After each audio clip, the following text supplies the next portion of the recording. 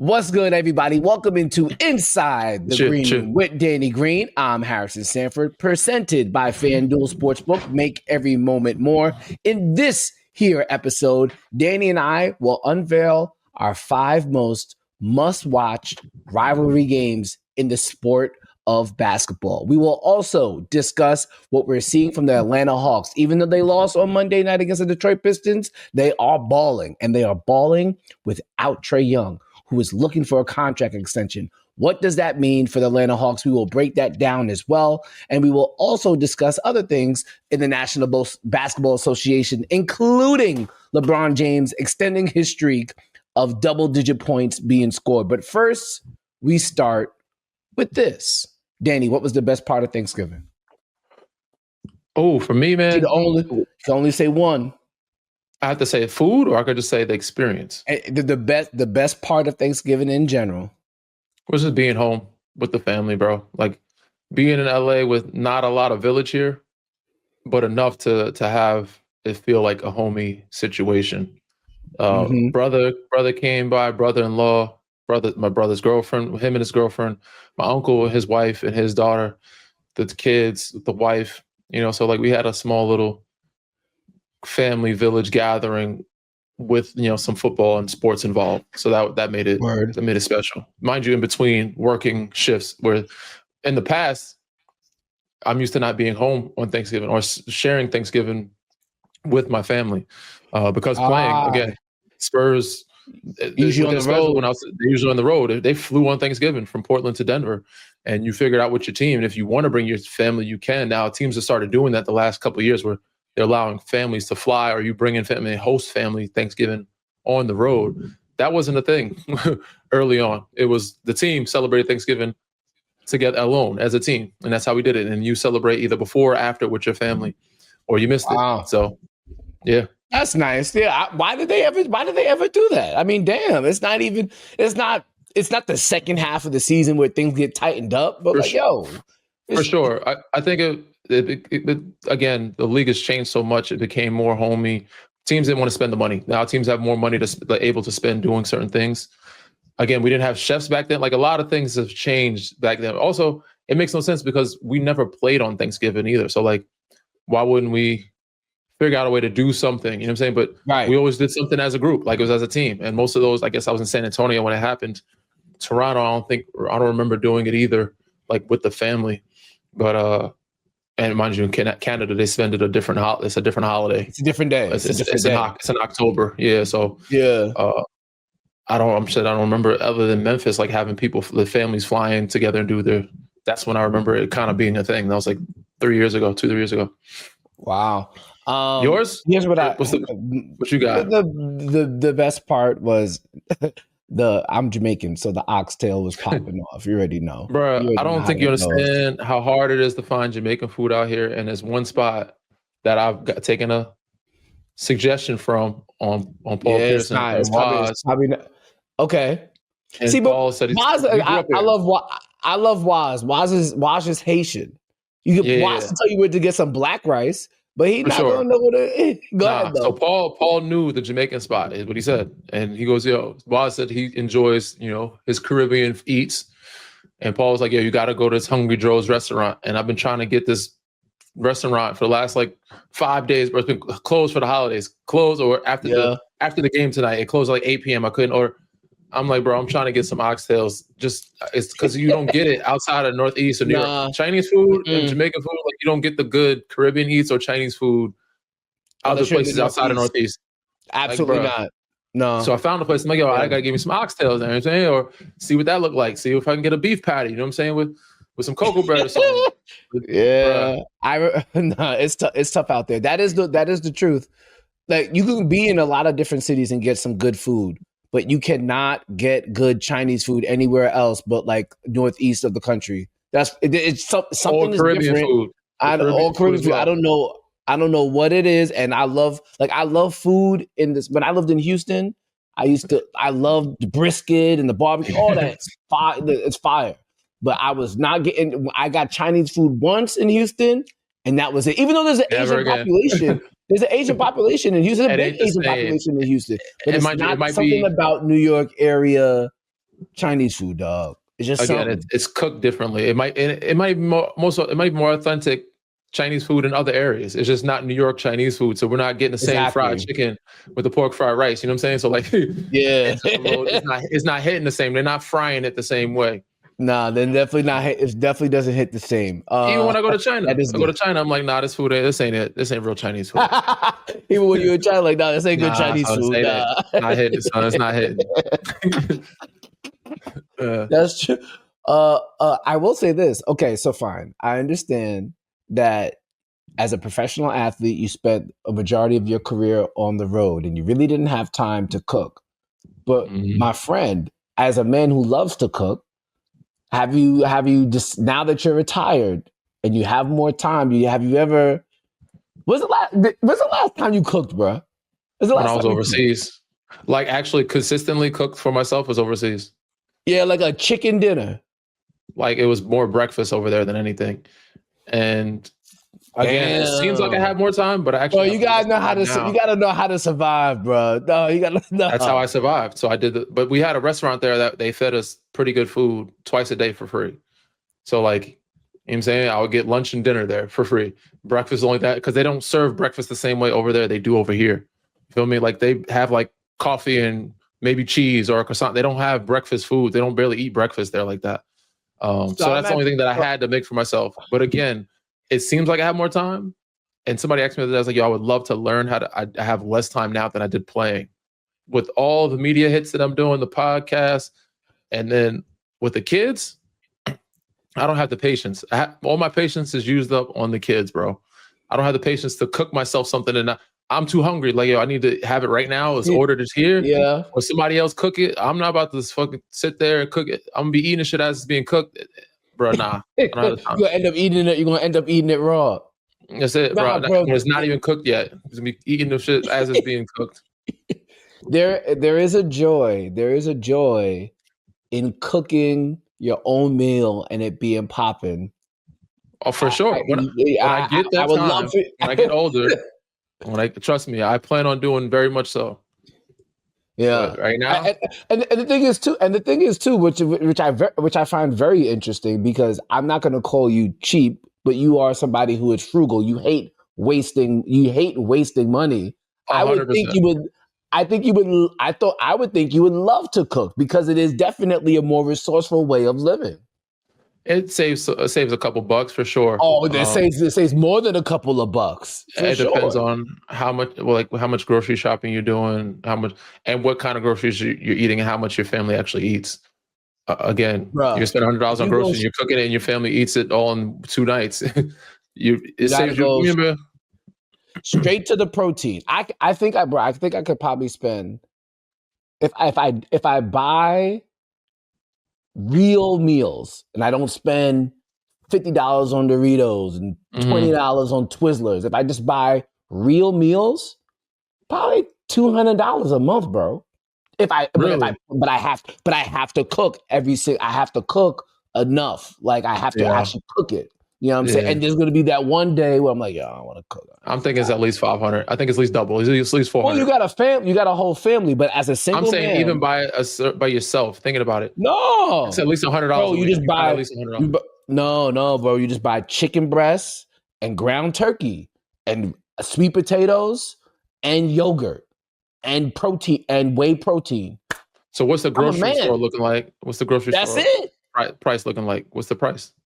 Like you could get, oh my God, if I could probably spend I could probably get 6 chicken breasts for like $15. So I get like 3-4 racks of those, put them in the freezer, get the ground turkey, make sure I get my sweet potatoes, get my yogurt, get my little spinach wraps. I'm Gucci. That's not bad. Coming over to the chef side, bro. It's not bad, but then when you want to mix it up, I feel like that grocery is still like probably like $100 for a lot of plain Jane dinners. Sure. A lot of plain Jane dinners. You want to mix it up? You want to get a little Mexican, a little steak here, a little, Now you could get. It's all about the seasoning. It's all about the seasoning. You gotta get the right peppers. You gotta get the right all that stuff. I could talk about this for a while, but they didn't come here for all that. They came for the NBA discussion. So let's discuss what we saw tonight. First, we'll get to LeBron's longevity in just a moment. But I was thoroughly surprised, and I know the Lakers were coming off a back-to-back. But I thought once Devin Booker left the game, the Lakers were going to win that game. It was the total opposite. The Lakers got blown out, and they got smoked. And it was interesting to see that even JJ Redick, who's normally very energetic, normally very demonstrative, very intense, he was none of that tonight. It's almost as if he can. I'm not gonna say he conceded, but they were at peace. They were at peace with losing. It felt like. I felt like part of him was like, we probably need this wake up call. They're on a 7-game heater. I think they won 7 in a row, or maybe 8, and they have a nice little challenge up ahead going east. They got Philly, Toronto. They're gonna play Boston on Friday. These ain't no sleepers. And again, I mentioned this to somebody earlier today. We talk about how strong the West is. It don't seem like the East ain't no slouchy. Like the teams that they're facing, it seems like they'd be stronger teams that they're facing in the East than the team that they've recently faced in the West. The New Orleans Pelicans, and Dallas, and everybody that's in their group play. They went 4-0 in their group play, and all the teams in that group are like very weak.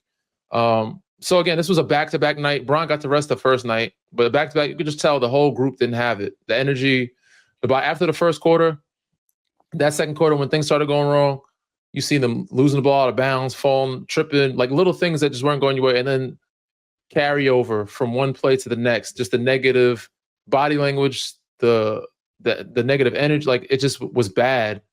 And it started with Luka taking some shots that were bad, and just mostly turnovers. The turnovers started, and then the ill-advised shots. Even though he had 38 tonight, that's what killed him. And then they weren't getting back on defense. And Bron is usually the guy. He's 40 now, so a couple shots he tried to block, didn't get him. Like he's just a hair slower, couldn't get him. Usually he gets back, gets those steals. He's a cornerback safety. He ain't get those. Mark Williams gets a dunk. Dillon Brooks gets a dunk. Like guys outrunning him to the rim. They're outrunning Luka. Like 22 turnovers, 30 points. Kills you. And then next Dillon Brooks got 30-something. He's in a post working his half spin, looking like Mike. He's on the free throw line, looking like SGA and shit, feeling himself. Then he hit a couple threes. He starts cooking from the start. Then Gillespie starts going off in the third, fourth quarter. He starts cooking from beyond the arc. He hit 8 threes, lighting their ass up. And then you got the other guys pitching in. Ryan Dunn, Royce O'Neal making plays. Like he's a point guard. So with Devin Booker being out, you thought that, I thought before the game started, I was like, Phoenix is a good team. Lakers are on a heater, and they're probably going to end up beating them by, like, they're going to end their winning streak, but it's going to be like a 6 to 8 point game. Because Phoenix is one of those teams, but they've just been getting people, they're sleeping. Like, guys that are coming in, not sleeping on them, but coming in, like, especially on a back-to-back, they just don't have enough young legs, and they're doing this without Jalen Green. I was like, I think Phoenix still gets his win. But when Devin Booker went out, I was like, oh. Things change. Lakers got a chance. Like, this should be a solid win for them. They should keep the streak alive. I don't see them winning by a lot. 8 to 10, maybe 11 at most, but like maybe between 6 and 11 points. I thought they had the favor. Maybe they just let up something in them, or Booker's not in the game anymore, so we could just everybody else started cooking and going to work. And it went Dillon Brooks to Mark Williams to Ryan Dunn to Royce O'Neal to Gillespie. Like they just started cooking it. They was feeling it's comfortable. And everything was working for them. They were just running them. They was getting deflections, turnover. And then Luka's trying to get the foul. Austin Reeves trying to get foul. Like they're too much of the foul baiting, and which is something we're going to see in the playoffs. We're going to see that in the playoffs. So if they don't adapt and adjust to that, and you're not going to get those fouls, Luka, Austin Reeves, this is what it's going to look like. You got to be able to play through it or play without trying to get those things. But also, it could have been more so fatigued than anything. They played more minutes than they should have that night before against the New Orleans Pelicans. They were up 20 the whole game. Why keep playing them into the fourth quarter? Beats me. Well, I want to give props to the Suns for playing defense and not fouling. Jordan, probably the first time I've seen it all year where they weren't picking up fouls. But what you said reminded me of two different things. To start, they did one. Dillon Brooks had 2 fouls early on, but then the second quarter they stopped. You remind me of two different things. Number one, when you and I were talking on an episode not too long ago, you mentioned that Greg Popovich and the Spurs coaching staff, they would get on you for doing something ill-advised in a game versus the Pelicans, knowing that you were about to play the Warriors the next time. And so I wonder if JJ Redick is like, oh, we're about to go on an East Coast road trip. I'm gonna let y'all hold this double-digit loss where you're getting embarrassed so that you come out with fury for the Raptors on Thursday, for the Celtics on Friday. What do you think about that? That's part of it. That's why I said that him being at ease is more so him saying, we needed a wake-up call before we hit this road trip, need to refocus. 7-game winning streak is good. And not that he's ever okay with losing, but if we're going to lose, this is probably the time to do it. And maybe in this fashion. So guys like Luka can wake up. Go home mad. Some of the things that he was doing in this game, he was doing toward the end of that game in New Orleans. And I think him and JJ, well, not say got into it, but JJ was letting him know, yo, stop messing with the game. Like, you can't play with your food. The basketball gods, it'll turn on you. You know what I'm saying? So, yeah, definitely. Yeah, so their East Coast road trip that's coming up Thursday at the Raptors, then against the Boston Celtics on Friday. So a back-to-back Raptors Celtics already tough. You already know how Boston's going to be that Friday night. Yeah, you know how they get down. And then Sunday, they're going to take on the Philadelphia 76ers. We'll see where the Sixers are in terms of their health for that game. So that's a tough little 3-game road trip for the Lakers. And then next Wednesday, they'll have a little break until next Wednesday where they'll take on the Spurs. I don't believe Wemby will be back for that game, but we shall see. With that being said, another thing that it made me think of too, Danny, as I watched the Suns go crazy, and you've probably experienced this, and I know Lakers Twitter always talks about this. It's always something when another team is coming to play the Lakers. It's like when you are the Kansas City Royals and you have the opportunity to play against the New York Yankees. Like, you just start balling out. Yeah, and and I'm sure you went through that when you played for the Lakers, or even when you were opposing and you're like, oh, I'm playing the Lakers tonight at Staples or at Crypto Now. It's on. Yeah, that's exactly how it is, bro. And especially when they're not even defending champs. When you're defending champs, you get everybody's best shot. You're the target. But when you're a major city, people love to play in New York, Miami, LA, just because you're in the city. But you're also a targeted team that's always talked about, Lakers, and you got LeBron James in your team or Luka Doncic.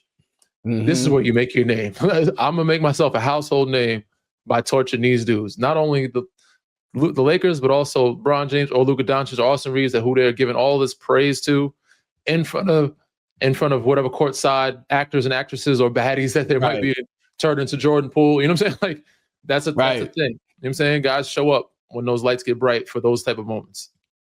I want to also, before we move on to what else happened in the NBA tonight, I also want to you've played with Dillon Brooks, and I feel like the public perception of Dillon Brooks is so negative. So, and then I think of it started. I think it's changed. I think it's changed now. I think part of it changed when he played with the Rockets. The Ime Udoka embraced him. Rockets are playing good basketball, and I must say, I like this Dillon Brooks, and I think the NBA fan, if he didn't have such public beef with the Steph Currys of the world, if he didn't pick those beefs and he was just a hard-nosed player, I feel like he could be a fan favorite. But it's how he came onto the scene, picking fights with the GOATs, really changes. But if you watch Dillon Brooks, he's an intense defender. Now he could shoot the ball. Yes. Will he take some I don't even know if they're ill-advised shots, because if you watch him play tonight or if you watch him play this season, who else is going to shoot if Dillon Brooks is not there? Who else is going to shoot? Like, I want to give him props for being as aggressive as he was and as he is now, because if he wasn't aggressive, if he didn't have that belief in himself back in the day, he would never be the player he is now. I might have to say this, Danny. He needs to be in top 5 for most improved player. Do you see how he's scoring the ball now? Nah, he's not getting just buckets, bro. Shoot.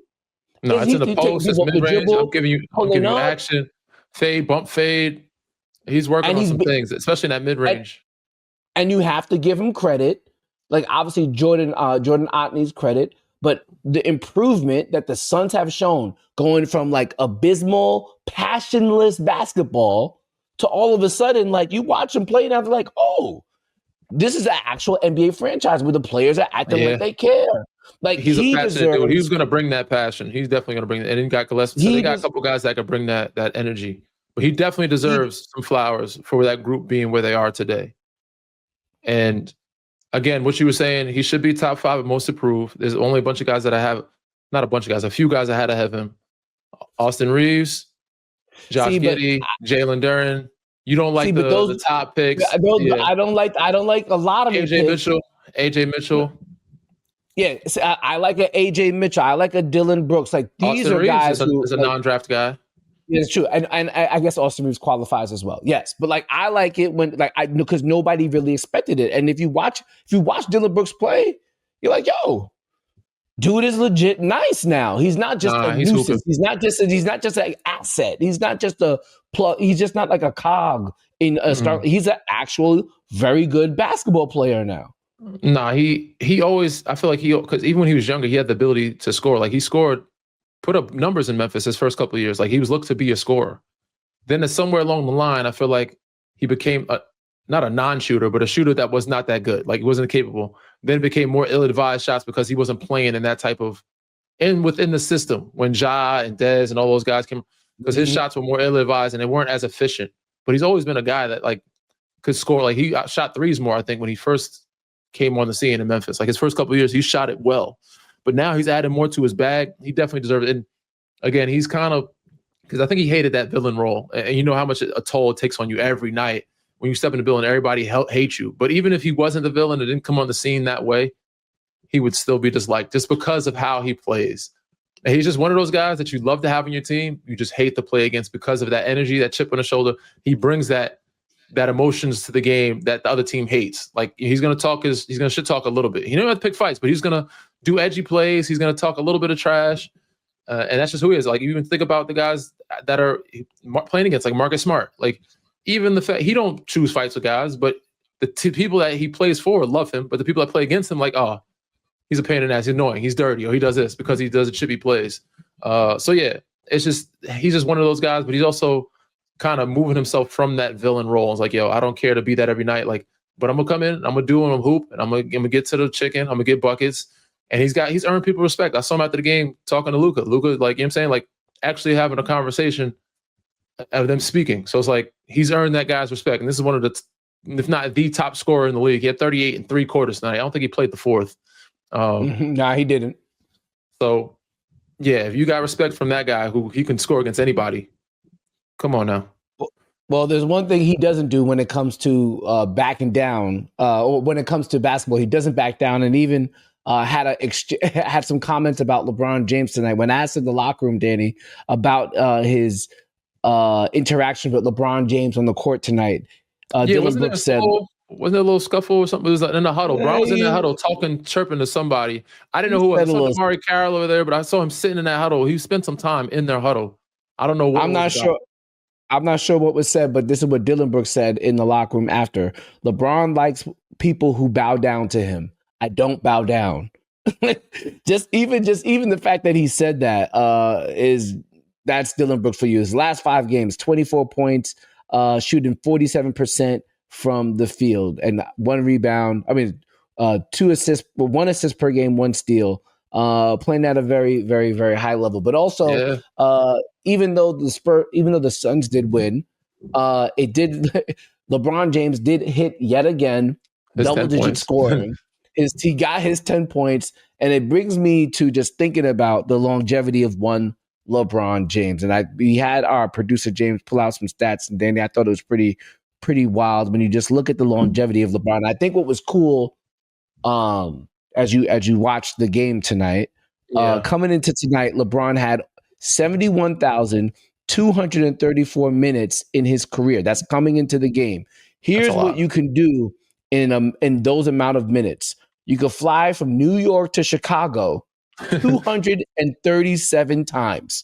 You could ride the New York City subway end to end, and you'll have end to end is wild. I would never do that. End to end 296 times. You could watch a 10-episode season of a show 118 times.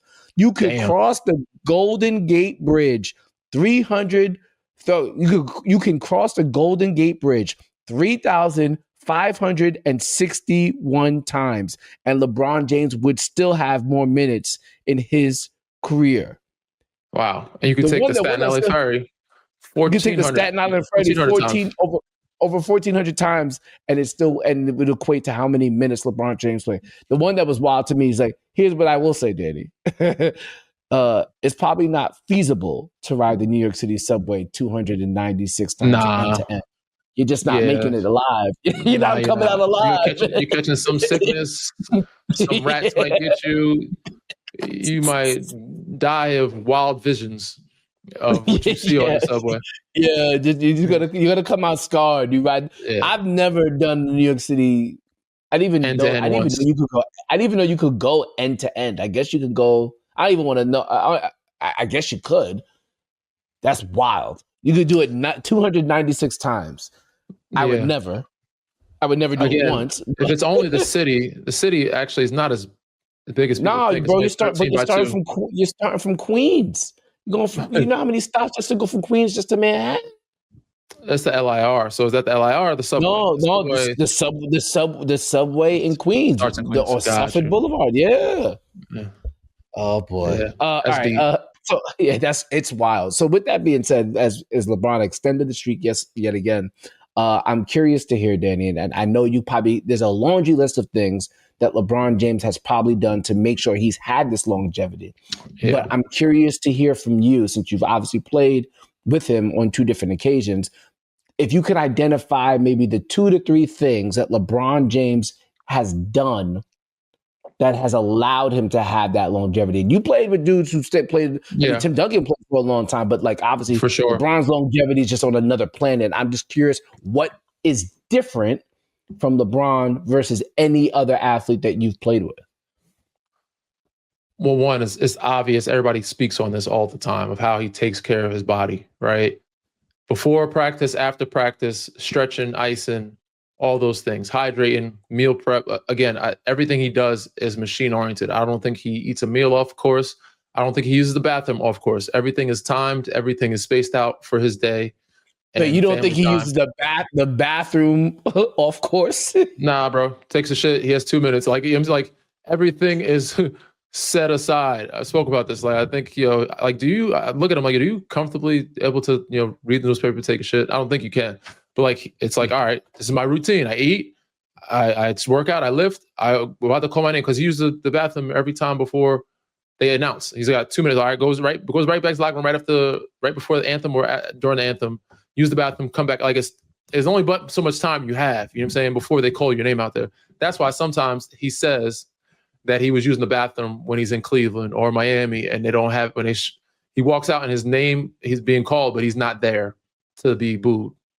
When he went back to those places, he was in the bathroom, which is a true thing. He does use the bathroom.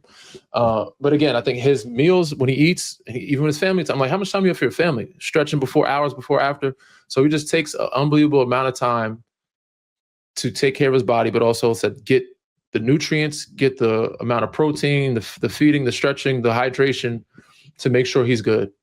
The second main thing, he does everything at game speed. And even when he's clowning around, if you condition your mind and your body to do certain things over and over all the time, you're less likely to lose it. You know what I'm saying? So that's what I noticed. And I felt like if I didn't get injured and I was able to do it, I probably would have did more of it, but probably not because I was never an athlete.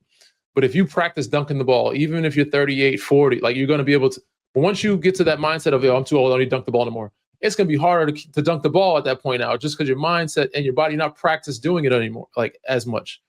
Every time he's in practice, he's digging around, but he's still dunking the ball every time. He's doing all this off the wall, cocking it back. Like even at 35, 38, like when he was older, he still did those things because it allowed him to keep his body conditioned to still do those things in the game. Now he's dunking on Mark Wayne last year, bringing it back here. If he's 40 years old and stopped dunking the ball, he would not be able to do that. He would not be able to still run at full speed like a damn safety or wide receiver out there. So like him doing everything at game speed and still practicing dunking, practicing all these random young athletic things that he did at old age allowed him to extend that. It may not be as high, but he's still able to do it. So if I'm understanding this correctly, and maybe this is the miscalculation with maybe some players. Some players might say, okay, I'm going to save my legs for the game. I'm going to save my dunks for the game. You're saying LeBron says, no, I'm going to operate with my game legs in practice. I'm going to operate with my game athleticism in practice so that it's not new to me when I'm in the game. You condition I thought it would be different where you're like, yo, I'll save this. I'll keep this in reserve and I'll bring it out for the game. I thought so too, but I feel like the more you save, the less you're practicing doing it, the less likely your body is going to be able to. Again, it goes back to when we talked about the injuries and people talk about they don't practice enough. And I take this analogy all the time that Paul Pierce brought to me. He's like, you can't run a marathon if you don't practice by running marathons. You can't just rest and run a marathon. He goes, how do you practice for marathons? You run marathons. You can't just run a marathon, sit around, rest, recover, and then think you could just run a marathon. That's how you pull shit. You got to continue to run to condition your body to do so, which made perfect sense to me. And I bring this analogy up all the time. But yeah, for example, Ja Morant, I'm not dunking no more. Remember he said that? I don't know if you remember this or not. Then he did that double clutch behind the back dunk on Boston last year. The more and more you see him not dunking, the more and more his body's used to not dunking and his mindset is not dunking. So when he does try to do it, it's going to be like, what the hell happened to Ja? So he's going to be in a fast break and he'll be like a little grandpa fingertip. You're like, damn, he used to be like this.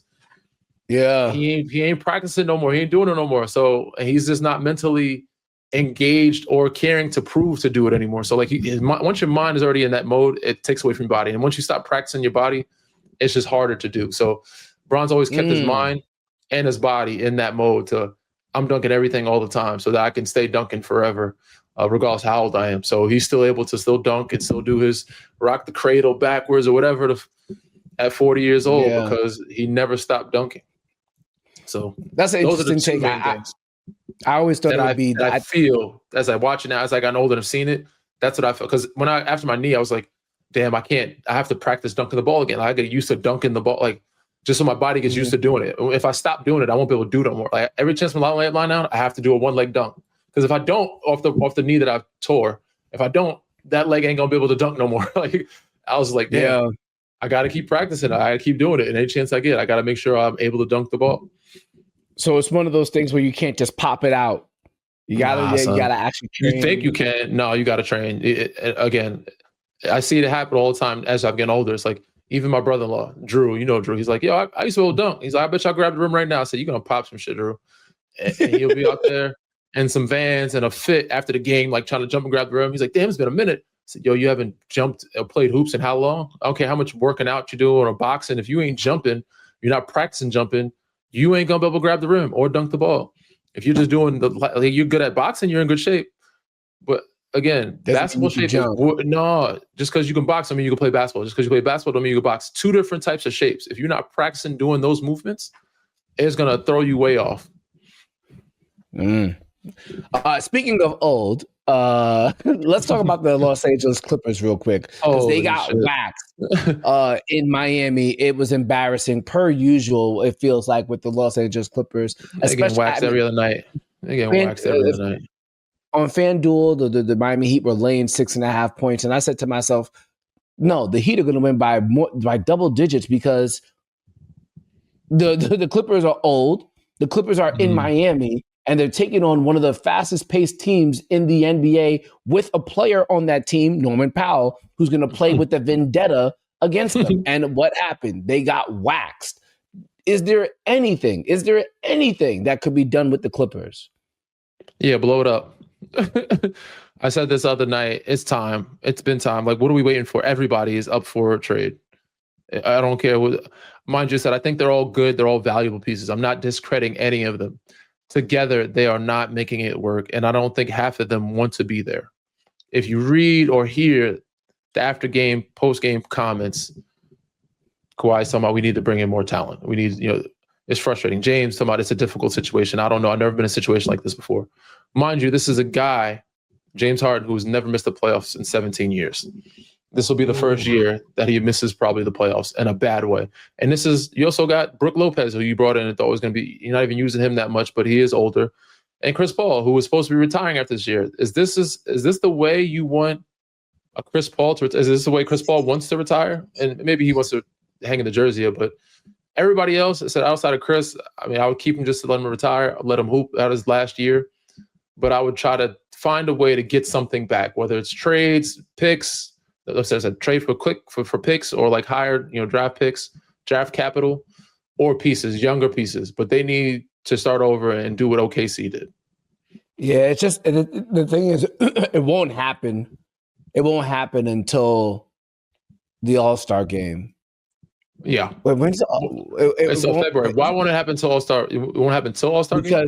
Because All-Star game's hosted in February. The Clippers are hosting the All-Star game.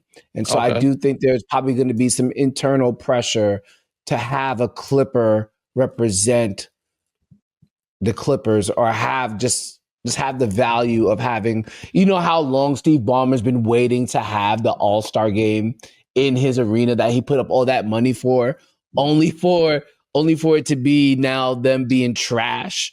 It must be so disheartening. And sometimes I feel like that happens in business. Sometimes like, no, I'm going to make sure that we're going to show out for the All-Star game. And then after that, we do what we do. All-Star game is too late to make moves. You can't trade everybody by the deadline, like at the deadline. And at this point, ain't nobody representing your fucking team at the All-Star game. Ain't nobody joining that. Y'all losing too much for anybody to join the All-Star game. What is the point? Trade everybody away. Start now. The deadline is right before, right after. It's like February, in the middle of. Oh, it's actually February 5th. So actually, you know what? It right might happen. It's February 5th, right before All-Star. Here's what I will say. Anyway. Nobody's filling the stands. You're not going to have a representative. No, you won't. It's over. That was a bad take down because the All-Star, the trading deadline is February 5th and the All-Star break is after that. I will say it probably won't happen until mid-December when all those contracts that were signed in the offseason are eligible 15th. To be traded. Yeah. I mean, remember 2 years ago,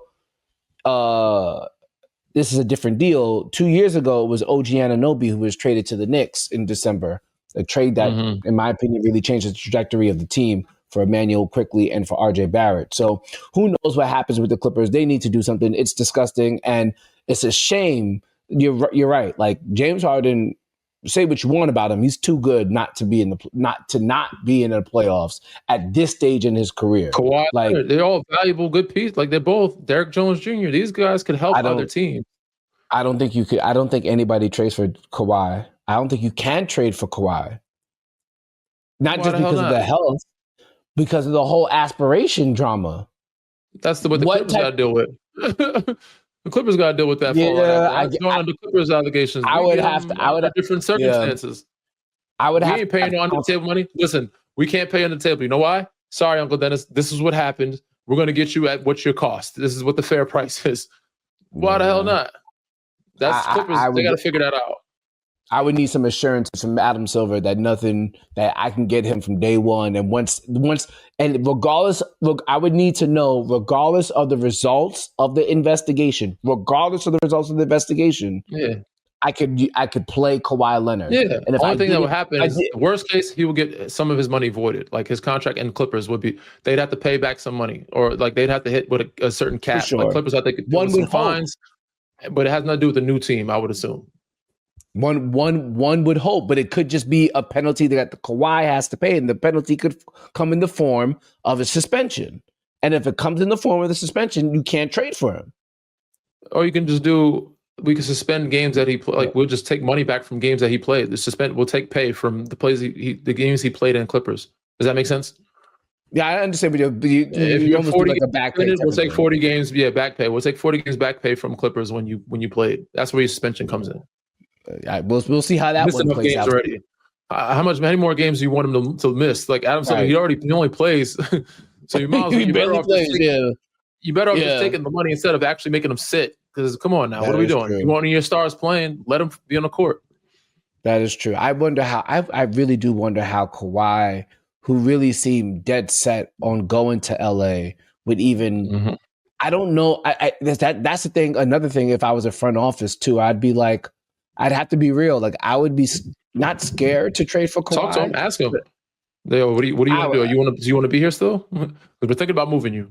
Or if you don't want to, you would want to. Well, we're thinking about moving you because we need to change some things. Well, that's what I'm saying though. It feels like if we go back to the 2019 free agency drama of Kawhi eventually going to LA, it just felt like so many forces were going to lead him to go to LA because that's home for him, and just not knowing Kawhi, but like kind of getting a sense of who Kawhi is. If it's up to Kawhi, it feels like he doesn't want to play anywhere else but LA. He doesn't want to be in any other environment than LA. So even if I was the Atlanta Hawks or the Cleveland Cavaliers and I could make a trade to get Kawhi, I'd be like, yo, he might not even want to be here, yo. And he might not even play for real. I just don't want to be where he's at. That's the type of energy I get. I think if you ask me, you're getting in LA right now. I don't know Kawhi at all, but I feel like Kawhi would rather be in LA on a losing team than go to like a winning team in a place where he doesn't want to live. Case in example, leaving Toronto. Yeah, but he also thought LA was going to be a winning situation, which they had pieces coming in. He wasn't going there unless they got Paul George, which they ended up doing. And that's how he ended up making the decision. So again, if he ended up in a team like Detroit, let's say, and he's like, yo, I got a chance to get out the East, I think he'll spend his next 2 years there, bro. I think he knows home is home. He ain't going nowhere. He only got 3 or 4 years left. One would hope he would have that mindset. I don't know. I just don't. I mean, again, we never hear from him, so we never know. Kawhi anymore. Listen, we're getting traded. You get traded. Your contract is your contract. You got to play for the team that trades for you. That's what it is in today's world. And if you don't want to play, you probably won't get the extension that you're looking for because we own your rights. You think he's still trying to get another? You think there's another bag out there? There's always a guy trying to get another bag before they leave. I don't care who it is. He played for that extension he got now. He's comfortable where he's at. That's the reason why he played and plays best basketball and showed up for most of those games. Got the extension. He's going to do the same if he's traded elsewhere. He is going to play for either that team or whatever other team that wants to sign him for an extension. He does not want to leave abruptly just at 35 and be like, all right, I'm cool. Nah, I want to leave on my own terms and also get the most amount of money. He's going to play the contract years. He's going to play. So if we trade for you, you're going to play for us. And we can extend you more than other teams can. So I'd expect you to play nice. Might just end up being the case. You just might be right. All right. One more thing before we get to our top 5. We gotta get out of here pretty soon. All right. Atlanta Hawks. They did lose on Monday night to the Detroit Pistons, but they've been playing some very, very good basketball. Nickeil Alexander-Walker, Jalen Johnson, Dyson Daniels. They're getting some good production off the bench as well. They seem, going into the season, we all knew that the Atlanta Hawks were going to be a deep team. We didn't necessarily predict that they would play really well without Trae Young. So far this season, they're actually scoring more points. Okongwu is also playing well. They're scoring more points per game without Trae Young in the lineup, which is they've only played 5 games with him in the lineup. Their defensive rating though is it's 119 with Trae Young in the lineup, 113.6 without Trae Young. So they're playing at a very good level, Danny, and it makes me think. We forget he was a top 3 pick. Here's what I would do, Danny, if I was the Hawks. I'm telling Trae Young, and I know he's affiliated with Clutch, so I got to deal with Rich. I tell Rich and I tell Trae Young, you might get an extension, but I'm reserving the right to give you an extension until I know what pick we're going to have in the draft. Let's go back to last NBA draft. The Hawks can get the New Orleans Pelicans first round pick due to the Derek Queen trade. If I'm the Atlanta Hawks and I have an opportunity to get an AJ DeBansta, I get a Darren Peterson, I get Cameron Boozer. If I can get one of those players who's seen as like a future potential Hall of Fame type of player, you know what, Trae Young? We will sign and trade you. We've moved on. No offense to sign extension at that time when they get the pick, you mean? If I know I'm going to get a potential league changer, league MVP caliber player in the draft, then I'm going to feel comfortable trading away Trae Young. And I would tell Rich Paul, go find Trae Young the money from some other team. If you got another team that wants him, go find the money. But that's the only way that I would do it. I can't guarantee, and I'm not saying Trae Young is not a good player. I can't guarantee Trae Young max amount of dollars when I have such a good team already that could be super good and young and cost controlled. Why would I commit to somebody? It's not like this is Shai Gilgeous. He's not Shai Gilgeous-Alexander, where it's like, bet, we'll give you the max and we'll bring on some youngins. He's not at that level. So I would just be like, yo, I have a cost controlled team that I could have for a long period of time. Why would I mess up my cap giving a max contract to a dude who is maybe kind of a max player? I hear you. I'm already, I've seen enough to where I'm ready to trade him now. I don't need to wait. I'm going to get whatever draft capital I can get or some pieces in return and give myself some room or under the cap or some money to have freedom for when I want somebody else in free agency. I would let him go. Again, of course, you have to trade and it makes sense, so it has to add up. But we're playing well without him.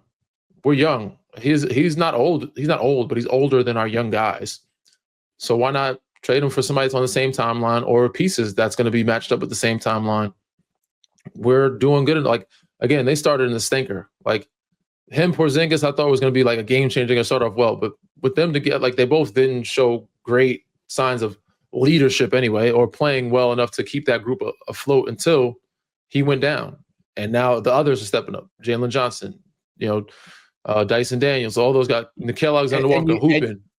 And you need to get, and frankly, you need to give the breath for Ricochet to shine, for Mo Gay to shine. All these other, Ricochet was a top three pick. Like, you have to, you already see what Jalen Johnson's about. Like, you have to give the breath to those guys to expand. And again, Danny, if they end up with that top 3 pick, you're having Trae Young. Likely they already will. I'm going to get more picks if I can, because it's one of the best drafts we've seen in a long time.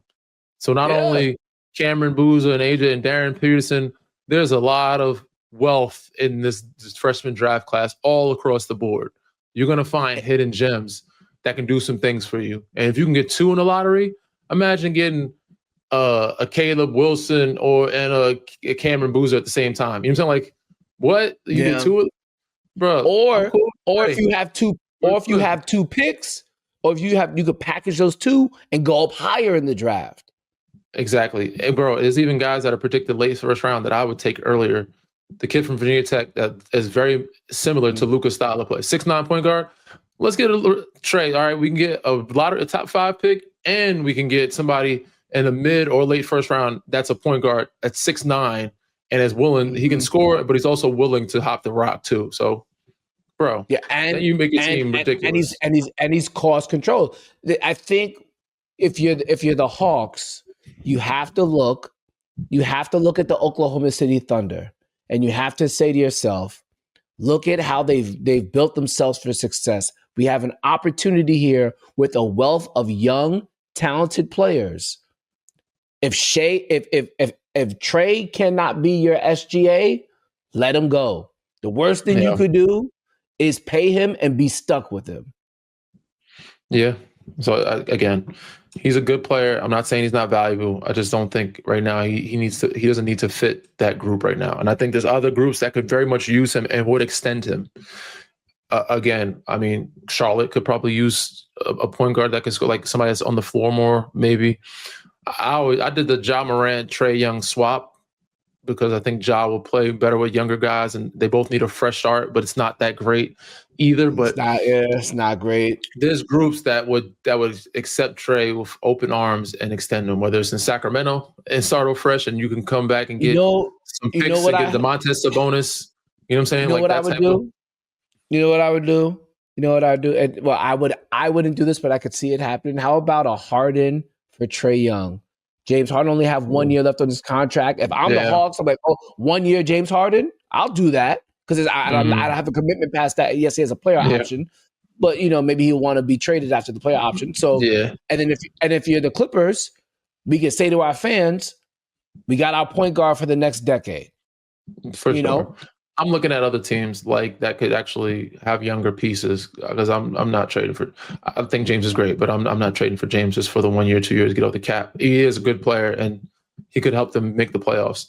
That's what I'm saying. He could just help them in the playoffs. I'm looking at somebody that's a wing because you already have Jalen Johnson. You don't need a Laurie Markkinen. But if you went to a Keontae George or somebody like that, or even go to DC with the Keyshawn George, you know what I'm saying? Like they got some pieces over there. But if you packaged Porzingis and Trae and got Laurie Markkinen and company or pieces, you can find something in Utah. You know what I'm saying? With Keontae, you know what I'm saying? Like that. But I don't think Utah would do it because they want young pieces. They don't want older guys. They want to stay with the young. Utah wouldn't do that. But there's a world. Yeah, obviously you're totally right. Trae Young is not a bad player at all. It doesn't feel like whatever happens, this is the last run. Unless they're in the finals. Was it Shump that was trying to get him to Houston? Is that what he was talking about? Yeah, but I'm not. I don't. The way Ime Udoka sat Reed Shepherd towards the end of tonight's game against the Jazz, I don't think Trae Young would. I don't think that would work. All right, we got to get out of here. But before we do that, there is something I wanted to touch on. So this past weekend, Michigan took on Ohio State, and they call it the game because it is, in my opinion, the best rivalry in sports. There's just such a passionate hate between the two fan bases. So what I wanted to do, Danny, I want to give you my top 5 rivalries in the sport, specifically of basketball. Okay, let's see what you got. Work? Yeah, I'm with that. I want to make sure I gotta get my list. Make sure I have my list. Make sure you get it right, though. Yeah, listen. Milwaukee. My list is my list. Yeah, it is. My list is my list. I'm looking at this Shump thing. He also brought up Milwaukee, like Giannis and Trae. You know what? Yeah. See, that makes some sense. That makes some sense. All right, you ready? So here's we go. Number 5. These are not the best rivalries. These are the must-watch rivalries, and there's a difference. Like we know that like Louisville versus Kentucky is a great college basketball rivalry, but it does not mean that I want to watch it. Doesn't mean that it is a spectacle like it used to be. Even Yankees and Boston, like all Boston, New York rivalry. They're not all. I get it, but the best ones to watch, to be a part of, to take advantage of. Now, mind you, this is only basketball related. Number 5, Trae Young versus the New York Knicks, specifically at MSG. The way we all know that the Garden crowd is one of one. The energy inside Madison Square Garden cannot be replicated anywhere else in this world. And for whatever reason, for specific reasons at least, the New York City crowd has smoke for Trae Young. A fan base telling a young man that he's balding is just different. I've never even heard of something like that. For sure. That being said, is Boston a good move for him? He could be still the villain for New York and make it even stronger rivalry. Yeah, that could be, that might actually be something for them to think about. That's actually not too bad. Trae Young, when they played in the NBA Cup last year, what did he do? He took a fake dice and rolled it on the court. They obviously played in a playoff series. There is smoke between Trae Young and the New York Knicks fan base. That is my number 5 must-watch rivalry in sport in the sport of basketball. Number 4, and the steam has kind of let off a bit because they kind of kissed and made up, but I still feel like it is a must-watch event. Kevin Durant versus the Warriors. Anytime, if he ever goes back to Chase Center, it's always going to be something. It never feels like it's going to be tame. It never feels like there's going to be just a sense of ease because of Kevin Durant being great there, but also being great enough to want to leave there and leave the side of Steph Curry. There were reports last year that maybe Kevin Durant was interested in getting traded there. That didn't happen. I think it is a great, great must-watch event. Every single time Kevin Durant is going against the Warriors, specifically while the Warriors still have Draymond Green and Steph Curry. Your thoughts? I like it. I'm waiting to hear the rest of the list because I still think there's room for a couple of other rivalries. I would have thought more so Clay than KD, but I'm with you.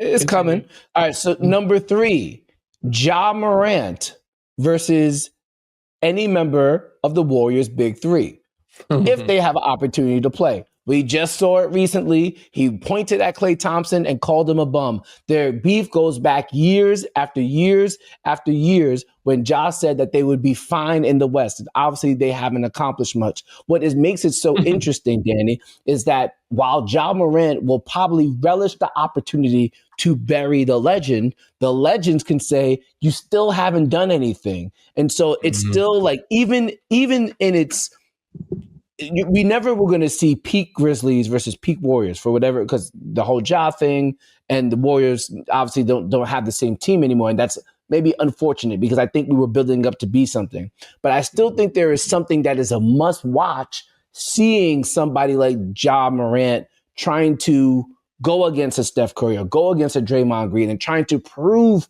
himself while Big Brother says, nah, you still not it, son. And we were still the kings. You'll never be one. I think there is still something that is must watch about that, because as much as Ja Morant might play well in those contests, the Big Brother could always say, but you never was one of us. So it makes it an interesting, not the best rivalry, but it makes it a must-watch scenario. For sure. Go ahead. Continue. Okay, I'm glad you agree with that one. All right, number 2, the number 2 must-watch basketball rivalry: Angel Reese and Caitlin Clark. I don't think there's been a more captivating drama in basketball over the past 2 years. You had fans of the WNBA, fans of the NBA, fans who are not even of people who are not even basketball fans tuning in to see the drama and interactions between Caitlin Clark and Angel Reese. What makes this a must-watch rivalry for a multitude of reasons, it also has longevity because it goes back to LSU and Iowa when they were able to play in the NCAA tournament. If you look at the sport of basketball right now in the NBA, there's not a lot of drama that dates back to college. Like, you just don't have longevity like this. This is something that was born in the NCAA tournament, a la Larry Bird and Magic Johnson, that can legitimately continue for a long period of time. What I hope for that rivalry, Danny, is that that Angel Reese ends up either being on a better team, or the Chicago Sky just end up being a better team in general, because the Indiana Fever are a top 3 team in the WNBA, and Chicago Sky aren't. Now, new CBA comes out. There might be a whole bunch of free agency movement. We'll see what caliber of team Angel Reese is on. But for now, it is definitely captivating. I also must say I have an edit, Danny. I have an edit. I'm moving Trae Young and the New York versus the New York Knicks. I'm moving it out of the top 5. No, I'm moving it out of the top 5, because I'll say that it's not a must watch. I'll say that it's must attend. It's better to be in the building than maybe watch on TV. And I'm only saying that because I made a mistake. Shift everything down. And number 2 should be Lakers Celtics. It's still must watch TV. It's still a great rivalry. You got 2 passionate fan bases. There's always this argument of, well, how many titles did the Lakers really win? Because they were in Minneapolis. And then the Lakers fans say, well, you won all your titles in the 60s. And for whatever reason, these teams always get star players. Just when you thought the Lakers were down and out, all of a sudden they get Luka. Oh, and by the way, there seems to be some type of, like, it's not really a public beef, but I feel like there has been some reporting or podcast quotes that have come out that, like, Jason Tatum really isn't too much of a fan of Luka Doncic, or it feels like he's kind of gotten, like, Luka Doncic gets too much more attention than, like, he does. Like, I feel like it must have been both Jordan Brand athletes, maybe. I feel like it was Evan Turner who said, and maybe I could be misquoting this. When he was playing in Boston, and it was like he was saying he would say he would say something about Luka Doncic just to get Jason Tatum mad for whatever. I gotta go back and look at it, but I think because of the star power that now you have in LA that's going to last for the next decade plus with Luka, and obviously Jason Tatum and Jaylen Brown are stars in themselves. You add in Boston, you add in LA, it's still going to be must watch basketball. So that I was foolish for not putting that in my top 5. So I did it now, and that's at number 2. And at number 1, I'll give you credit. It's still Duke, North Carolina. Okay. There's still something about the intensity of that game that you could feel through your TV. I will say, I wish there was one that was better.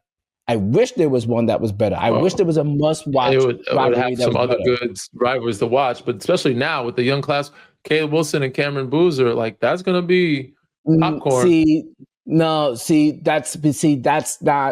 That's not good enough anymore. You see, the beauty of the rivalry is longevity.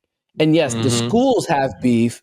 But it's always great regardless, but I'm saying it makes it even better when you have the talent also coming in. It's not even the talent level, it is the talent longevity. What made it nice was John Shire was at Duke for 3-4 years. What made it great was JJ Redick was there for how long he was. What made it great was Hansbrough was there for 4 years. What made it great was Anton Jameson was there for XYZ years. It is the fact that the players, yes, when you go to North Carolina, you go to Duke, you're trained to hate the other team. But if you only hate the other team for 1 year because you're going off to the NBA the next year, But if you built up that hate year after year, I'm sure by your 4th year playing against Duke, you were like, oh, I got to get rid of these dudes. Like, matter of fact, before we end the show, compare your first Duke game or your first season at North Carolina versus your last at North Carolina. I'm sure your animosity towards Duke or the pressure you felt to win that game or just anything related to the game, it only intensified. Yeah, it only got worse each year, like of how much we disliked them or hated them. Yeah, it just got worse each year. It's just built up over time, especially with all the antics, the crowd, the flopping, and the notoriety that they got. Some of those guys got more notoriety. Also, we're 10 miles away from each other, right up the road. So, yeah, for sure. So that I think that's the only thing that's missing from it now. Is that the players, the best of players, just don't stay there long enough for it to be a lot of smoke. But in my opinion, the pageantry, the fact that it happens the fact that it happens in such like hostile environments, it's not going to be beat. I like the list. Your list is your list. Great list. I do wish Angel Reese was on a better team. I feel like the team switched up so much. It's so up and down. Even Caitlin didn't have a great year this past year, and she was hurt most of it. She was hurt most of it. I like them on the list. I think I would eliminate KD, and I would probably replace it with either Clay going back to Golden State or Luka in Dallas. That to me. Yeah, see, but also, I wouldn't call it. I wouldn't call it a rivalry. Like he's not mad. A rivalry now. He's not mad at the. He's not mad at the fans. Not the fans. The team, the organization. He's not even mad. I mean, the dude who traded him got traded. The dude who traded him got fired. It wasn't just one party, and he missed out on $100 million. Like he missed out on a lot of money, bro. I feel like maybe the quality of the Mavericks makes it not. Yes, last year did I want to see Luka going back to Dallas? For sure. Now makes it ass. Now I'm just like again. The question was, Danny, must watch. I'm watching it every time he goes back. Every time I don't care what every time I think he has a chance of getting 70. Every time he plays that team, I want to see what he does. And also, I think the rivalry between Boston and LA is a good one because it's longstanding. But I feel like the one that has grown and has become more of entertaining to me is even with the Clippers being bad, it's the Lakers Clippers. And really? Every time it's a game, it's always a solid game. It's always fun to watch. Kawhi and James still being there and Luka coming out. I think he had 30 in the first half. Like it was a good game that I don't know if I covered it that night, but watching that game, he always plays well against the Clippers. For some reason, he averages his career high in numbers against the Clippers, and now he's a Laker. Yeah. Even though he gives Dallas, he's probably gonna fucking hate Dallas. He gives them the business, and now he's a part of the Lakers. And you got James and Kawhi. They're now the Clippers are probably in the dumpster, and they're probably going to change a lot, so it's not going to be as big of a rivalry. But as long as that they try to continue to bring or keep stars there, I feel like that rivalry for me, the Battle of LA, is always going to be more interesting because. Again, Boston's going to have some down years. LA, it's going to be back and forth. It's always teeter-tottering on who has a down year, who's not. When Boston's good, Lakers aren't. When Lakers are good, Boston is, you know what I'm saying? Yeah. I feel like we missed out on the Battle of LA. That ship has sailed.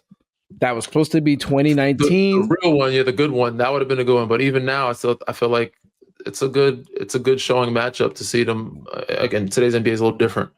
But AR, Luka, Bron, Kawhi, James, they don't have much, but it was a good game the other night when they played again. They just keep them on the gas. By the fourth quarter, they're done. They're just too old. But that's it. Yeah, that's it. That made me a little sad because we never got the Battle of LA. That was the popcorn matchup for the season that year. That was the one that everybody wanted. They wanted either Western Conference Finals, Lakers, Clippers, and all right, I gotta go. I'm sad now. That's unfortunate times. With that being said, we'll be back on Wednesday after another night of NBA action. Until then, Danny, tell them what to do, please. Read, rate, subscribe, review. Peace.